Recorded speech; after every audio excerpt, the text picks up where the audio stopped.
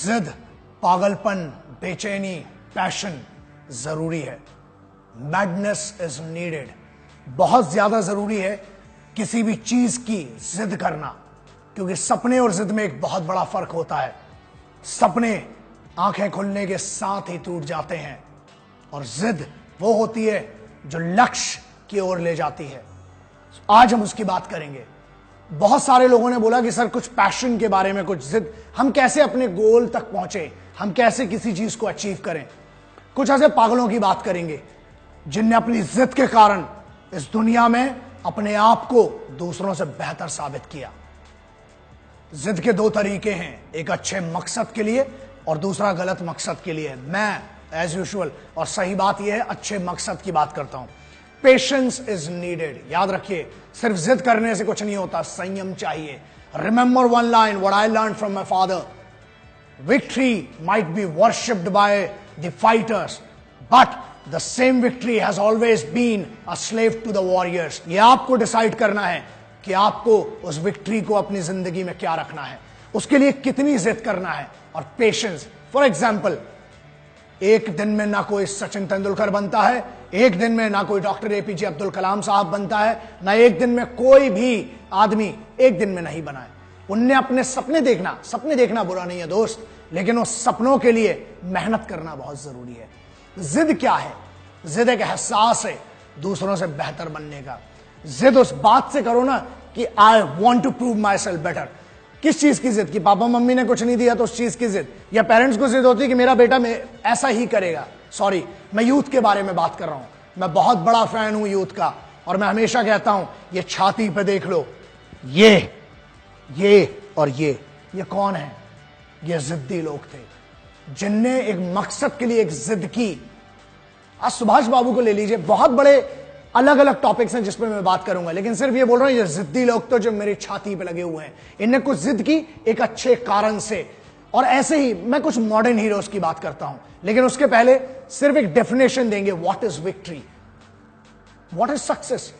हर आदमी के लिए सक्सेस की मतलब अलग होता है, जीत का मतलब अलग होता है। जीत, याद रखना, कभी भी भीख में नहीं मांगी जाती है, छीनी जाती है। ताकतवर बनो, क्योंकि कमजोरों को या तो आंसू मिलते हैं या भीख। और एक बात याद रखना, ताकतवर बनना, डोले बनाने से, सिक्स पैक ऐप बनाने से कोई ताकत नहीं आती है। ताकत मेन होती है दिमाग की। जिद दिमाग से होती है, बॉडी से नहीं होती है। बॉडी से जिद क्या करोगे? अकड़ के चलोगे क्या?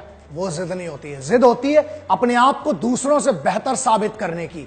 याद रखो, दूसरों को नीचा दिखाने से जीत नहीं मिलती है। अपने आप को मेहनत करके, ट्रेनिंग करके उनसे बेहतर करना, वो जिद होती है। जिद एक अच्छे कारण से हो तो बहुत अच्छी बात है। ऐसे जिद्दियों को लोग पागल कहते हैं, जैसे क्रांतिकारियों को लोग पागल कहा करते थे। याद रखना, उनमें इतनी तो दम थी कि इतिहास का हिस्सा है, और आज भी हम जैसे पागलों के लिए खुदा माने जाते हैं। मिट्टी के लिए मोहब्बत, वो भी एक जिद है जो हर सिपाही में होती है। वो जिद जरूरी है मेरे यारों, क्योंकि अगर जिद नहीं होती ना इस तिरंगे को दुनिया की सबसे बड़ी ऊंचाई पे ले जाने की, तो शायद सिपाही काम भी नहीं कर रहे होते। वो जिद है अपने आप को, अपनी मिट्टी की इज्जत करने के लिए। तो सिपाहियों में भी जिद है, हर आदमी में। जिसने भी इस दुनिया में, इस देश में कुछ बड़ा किया है ना, उसे लोगों ने जिद्दी कहा है, पागल कहा है। तो अगर कोई पागल कहे और जिद्दी कहे तो इसको अपने लिए मेडल मानना, क्योंकि याद रखना, इस पूरे देश में, पूरी दुनिया में बहुत कम ही है जिनको पागलपन की और पागलों की उपाधि मिली है। लोग अक्सर पूछते हैं कि सर कोई एक ऐसा गुरु मंत्र होता है। दोस्त, मैं क्या गुरु मंत्र दूंगा, मैं थोड़ी कोई बाबा हूं, लेकिन मेरी खुद की एक सोच है, एक समझ है, वो ये है कि जिद्दी बहुत हूं और वो जिद जरूरी है। लेकिन याद रखना, जिद कभी भी अपने मां बाप से मत करना, जिद कभी भी अपनों से मत करना, जिद अपने आप से करना, वो बात बड़ी है। Attitude, everybody has a problem and this will remain the same for each and every individual. हमेशा प्रॉब्लम सबके लिए सेम है दोस्त, आपका एटीट्यूड उसको डिफरेंट बनाता है। मुझे याद है बाबूजी बचपन में हम लोगों को एक कहानी सुनाते थे। पानी जब बरसता है ना, तो पूरी चिड़ियां होती हैं जो वो अपने लिए घरौंदा ढूंढती हैं, शेल्टर ढूंढती हैं। ईगल इकलौता ऐसा होता है, गिद्ध, जो उस बारिश को चीरते हुए ऊपर जाता है, बादलों के ऊपर बैठता है एटीट्यूड से। अकेला गिद्ध सबसे अलग होता है। So the problems are going to be the same, but your attitude makes you different. उस एटीट्यूड की बहुत फर्क है। एक एग्जांपल देता हूं, मैं क्रिकेट बिल्कुल कोई ऐसा मेरे लिए कोई बहुत फॉलो नहीं करता हूं मैं क्रिकेट, लेकिन पुराने लोगों को फॉलो किया है। एग्जांपल देता हूं, कपिल देव साहब, सचिन तेंदुलकर जी, ये लेजेंड्स हैं, ये लेजेंड्स हैं। अब हर चीज पढ़ाई लिखाई नहीं होती है। कई बार अक्सर, जैसे मैं हमेशा कहता हूं कि जुबान से हो सकता है अच्छी बात ना करूं, मेरे हाथ पैर बहुत अच्छी भाषा बोलते हैं, तो डिपेंड करता है, वो मेरी जिद है, मेरी ट्रेनिंग है। सचिन तेंदुलकर साहब, अब ये जिद की बात करते हैं, 89 में पाकिस्तान के दिग्गजों के सामने बैटिंग कर रहे हैं, जिनकी बॉल दिखती नहीं थी, सिर्फ आवाज आती थी निकलने की या लगने की।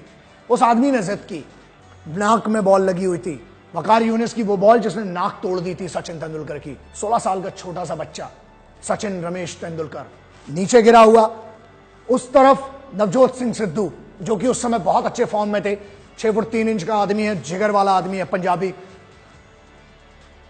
अंदर से एक आवाज आई, नाक फूटी हुई थी, उन्हें लगा कि मर गया ये बच्चा, अब क्या खेलेगा, सभी को यह लगा। इमरान खान ने अपने एक इंटरव्यू में कहा था कि I thought this boy would not survive more than 2-3 deliveries. नाक टूटी, खड़ा होता है वो छोटा सा बच्चा, नवजोत सिंह सिद्धू साहब के कान में एक आवाज आती है और वहां से एक बच्चा बोलता है मैं खेलूंगा। दैट्स कॉल्ड जिद, मैग्नेस फॉर विक्ट्री। वो बच्चा खड़ा होता है, वकार यूनिस की एक बॉल पहले नाक टूटी हुई है, फट चुकी है, कॉटन लगा हुआ, खड़ा होता है, अगली बॉल में 2 कदम आगे बढ़ता है और उस पूरी सीरीज का सबसे लंबा छक्का मारता है, और उसके बाद बोलता है तुझी, बोलता है, जिनको समझना है वो समझ गए, वो एक डायलॉग मारते हैं। वो जिद थी वो विक्ट्री की। बहुत लेजेंड्स हैं, लेकिन हां एक बात बहुत जरूरी है। बहुत लोगों ने मुझे बोला कि कुछ ऐसे हैं, बेवकूफ बोलता हूं मैं, शायद उनको बेटर वर्ड है उनके लिए, जिनने ऐसे लेजेंड जिसको द गॉड ऑफ क्रिकेट कहा जाता है उसके बारे में कुछ कहा। इवन लता ताई, जिनको सरस्वती का दर्जा है इस देश में, मतलब मां का दर्जा दिया जाता है, जिनको सचिन तेंदुलकर जैसे जो खुद गॉड हैं क्रिकेट के, वो खुद आई बोलते हैं, मतलब गॉड की भी मां, ऐसे के बारे में किसी कोई लौंडा है उसने कुछ कहा, आप समझ में नहीं आ रहा क्या रिएक्ट करूं, क्योंकि पहली बात तो इतना इंपॉर्टेंस नहीं रखते ऐसे लौंडे लपाड़ी, लेकिन बड़ी बात यह है कि यार परवरिश का बहुत फर्क पड़ता है। इंसानों के बारे में बोलते तो फिर भी ठीक है, इन लोगों की एक जर्नी है, 2 सेंटेंस बोल के आप उनको छोटा नहीं कर सकते हो। एंड इतनी छूट क्यों मिल रही है समझ में नहीं आ रहा है, बट ठीक है, आप लेजेंड्स के बारे में बोल रहे हो, आई कैन ओनली से कि इनको सद्बुद्धि मिले, क्योंकि आप जिनके बारे में बोल रहे हैं ना, जब तुम पैदा हुए थे, ये लौंडा 89-90s की बर्थ होगी इसकी, जब ये पैदा हुआ था ना, उस समय लता दीदी हजारों गाने गा चुकी थी और अपने आप को प्रूव कर चुकी थी। जब ये लौंडा पैदा हुआ होगा ना, उस समय सचिन तेंदुलकर साहब दुनिया के सबसे फास्टेस्ट बॉलर्स को फेस कर रहे थे और छक्के मार रहे थे और जिद कर रहे थे इस देश के लिए कुछ करने की। देश के अंदर माहौल खराब क्यों करते यार, बहुत ज्यादा अंदर संभल नहीं रही है जवानी, तो उनसे बेहतर बन के दिखाओ, कमेंट मत करो, बहुत छोटी हरकत है ये भी इंपॉर्टेंट है। पेशेंस, 2 चीजें कवर करना बहुत जरूरी है। पेशेंस क्या है और रिजेक्शन क्या है, उसको आप कैसे लेते हो। अगेन जो मैंने पहले भी कहा, रिजेक्शन इज इंपॉर्टेंट, क्योंकि जब रिजेक्शन होता है ना तो एक कोई झंझोर देता है। 2 ही तरीके हैं, कोई थप्पड़ मारे, 2 ही तरीके हैं, पापा थप्पड़ पड़ गया, मम्मा थप्पड़ पड़ गया, रो और सो जाओ। दूसरा तरीका, ट्रेनिंग करो, लौट के जाओ, रैप्टा कान के नीचे कंटाप मारो, थप्पड़ बोलते हैं जिसको ना, समझ में आ जाएगा। अगली बार किसी को मारने के पहले 1000 बार सोचेगा। लेकिन इस जिद के लिए ना लल्ला, बैठे बैठे मोबाइल से कुछ नहीं होने वाला, इसके लिए ट्रेनिंग करना पड़ती है, रोज ग्राउंड पे जाना पड़ता है। आप जिस भी फील्ड में हैं, जिद करना बहुत जरूरी है। रिजेक्शन इज इंपॉर्टेंट, और रिजेक्शन के बाद डिसहार्टन मत हो। याद रखना, हर किताब में, बड़ी बड़ी किताबों में ये लिखा है, मैं बाबा नहीं, मुझे समझ में नहीं आती किताबें और अनपढ़ सा आदमी हूं, लेकिन हर किताब में एक चीज जरूर लिखी है कि जो होता है अच्छे के लिए होता है और प्रेजेंट में जियो। जो हो चुका वो हो चुका है यार, आगे की बहुत ज्यादा मत सोचो, प्रेजेंट में क्या कर सकते हो। हम प्रेजेंट में सिर्फ एक ही चीज कर सकते हैं, और वो है ट्रेनिंग करना अपने आप की। आप जिस भी फील्ड में हो, तैयारी तगड़ी होगी ना तो फिर डर नहीं लगता है, लेकिन अगर तैयारी में कहीं मक्कारी की है तो पक्का डरोगे। अब्दुल कलाम साहब, डॉक्टर एपीजे अब्दुल कलाम साहब मेरे गुरुओं में से एक हैं, मेरे एक मेंटोर में से एक हैं, मेरे आदर्शों में से एक हैं। उसके बाद आप लेजेंड अमिताभ बच्चन साहब, आपको पता है ये services selection board SSB combined defence services examination, उनमें रिजेक्ट हुए हैं, सीडीएसई में रिजेक्ट हैं ये।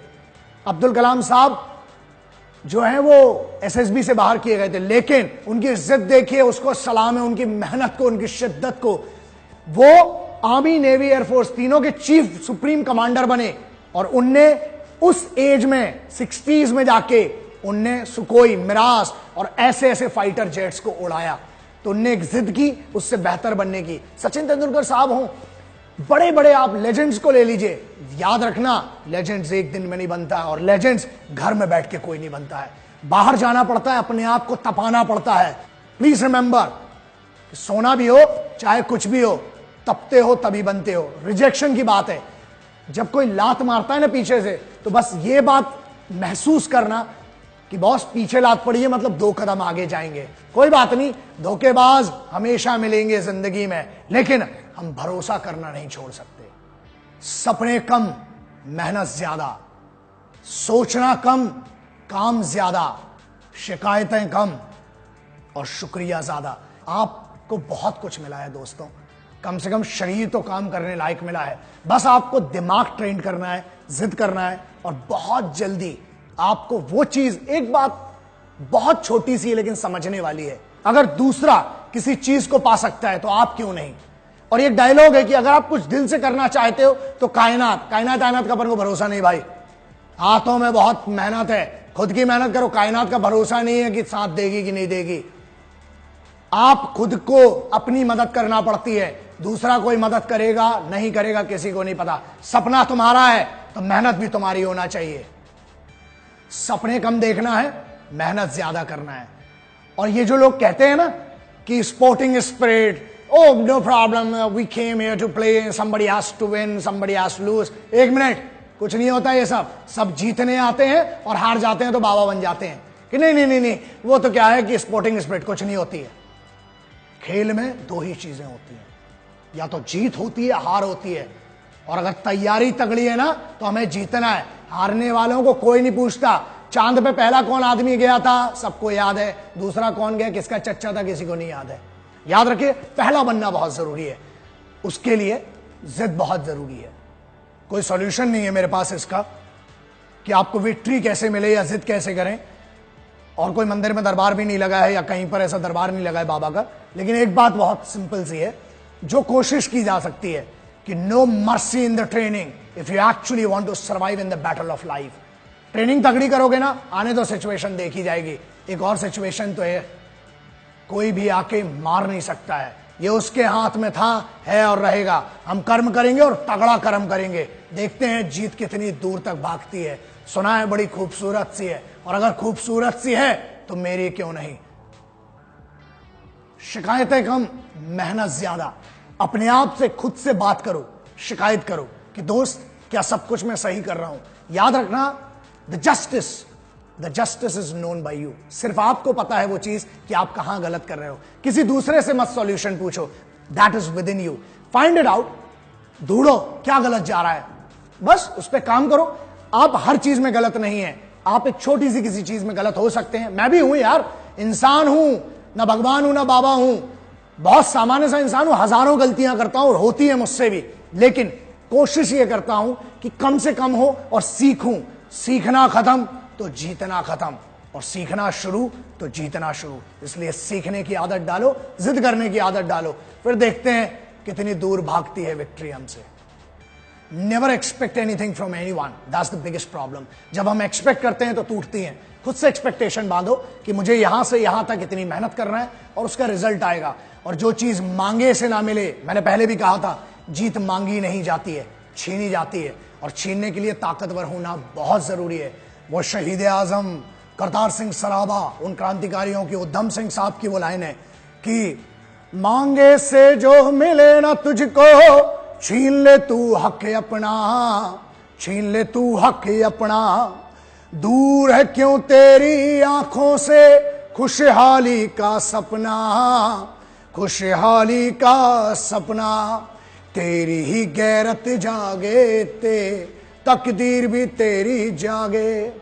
छोड़ दे अपने सर को झुकाना तू गैरों के सामने, पगड़ी संभाल हो जटा, पगड़ी संभाल, पगड़ी संभाल तेरा लुट गया मान वे, पगड़ी संभाल तेरा लुट गया मान वे, पगड़ी संभाल हो जटा, पगड़ी संभाल।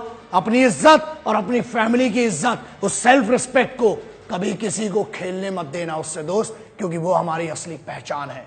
जय हिंद, वंदे मातरम, इंकलाब जिंदाबाद, भारत माता की जय।